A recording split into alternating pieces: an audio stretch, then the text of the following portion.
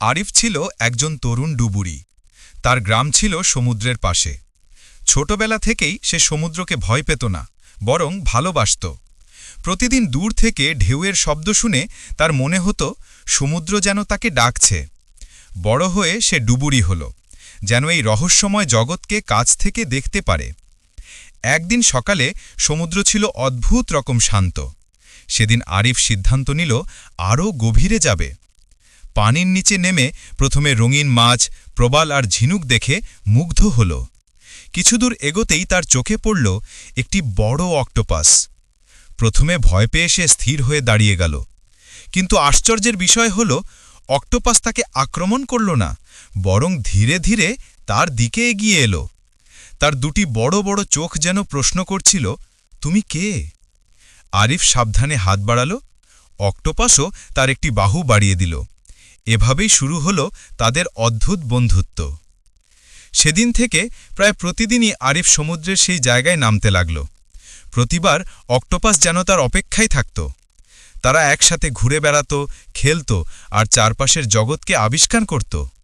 Octopus কখনো তাকে নিয়ে যেত প্রবালের বাগানে, কখনো ঝিনুক ভর্তি তলদেশে। আরিফ বিস্ময়ে দেখত কিভাবে অক্টোপাস তার শরীরের রং বদলে পাথরের সাথে মিশে যায়। মাঝে মাঝে সে মুক্তা কিংবা সুন্দর ঝিনুক এনে আরিফের হাতে তুলে দিত। মানুষ আর প্রাণের এই বন্ধুত্ব দেখে মনে হতো তারা যেন বহু দিনের পরিচিত।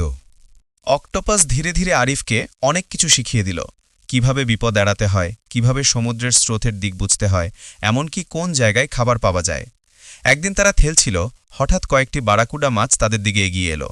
আরিফ ভয় পেয়ে গেল, কিন্তু অক্টোপাস সাথে সাথে শরীরের রং বদলে ফেলল, কখনো কালো, কখনো বালুর মতো রং নিল।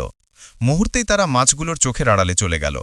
তখন আরিফ বুঝল এই বন্ধুটি কেবল খেলার সাথী নয়, জীবন বাঁচানোর উপায়ও জানে।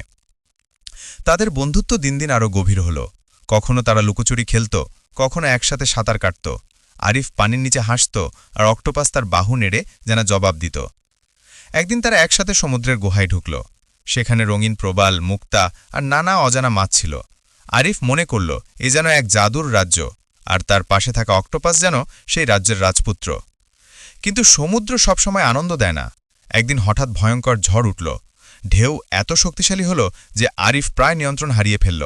তার অক্সিজেন ট্যাঙ্কও শেষ হয়ে আসছিল। ঠিক তখন অক্টোপাস তাকে শক্ত করে জড়িয়ে ধরল। নিজের শক্তি দিয়ে তাকে টেনে নিয়ে গেল এক নিরাপদ জায়গায়। গুহার ভেতর তারা লুকিয়ে থাকল যতক্ষণ না ঝড় থেমে যায়। ঝড় শেষে আরিফ বুঝল তার এই বন্ধু শুধু খেলার সাথী নয়, এটাই তার জীবন রক্ষাকারী।